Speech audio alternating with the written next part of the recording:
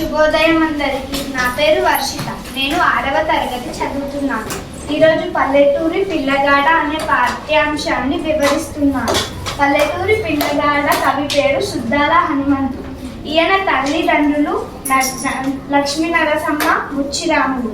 ఈయన 2వ ఫారం వరకు చదువుకున్నాడు. ఈయన యాదాద్రి భువనగిరి జిల్లాలోని పాలడుగు గ్రామంలో జన్మించాడు.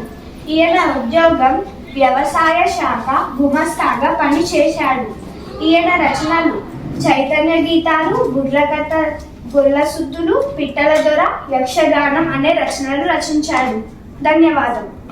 ఇప్పుడు బాల కార్మికుల వ్యవస్థను వివరించబోతున్నాను. పొట్టకు గడవక జీవనోపాధి కోసం కష్టపడే వారిని కార్మికులు అంటారు. బాల్యంలోనే ఈ విధంగా పనులు చేసి డబ్బు సంపాదించుకొని పొట్ట పోసుకునే వారిని బాల కార్మికులు అంటారు. బాల కార్మిక వ్యవస్థను రూపమాపడానికి ఐక్యరాజ్య సమితి, ప్రపంచ కార్మిక సంఘం, ప్రపంచ ఆరోగ్య సంస్థ విశేష కృషి చేస్తున్నాయి. బాల కార్మికులు వ్యవసాయ కార్మికులుగా పనిచేస్తున్నారు, గృహ నిర్మాణ కార్మికులుగా చేస్తున్నారు, ఇటుకలు తయారు చేస్తున్నారు, హోటల్ శుభ్రపరుస్తున్నారు, వ్యవసాయ కూలి కూడా చేస్తున్నారు. బాల కార్మికులకు సంబంధించిన నినాదాలు: చదువు పిల్లల అభివృద్ధికి, పని పిల్లల అధోగతికి. పిల్లలు బడిలో, పెద్దలు పనిలో. పిల్లలు బడిలో ఉండాలి, పనిలో కాదు.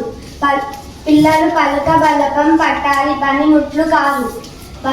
బాల కార్మికులను నిర్మూలిద్దాం, బాల మేధావులను తయారు చేద్దాం. బాలల విద్య దేశ అభివృద్ధికి, బాలల కార్మికుల వ్యవస్థ అధోగతికి.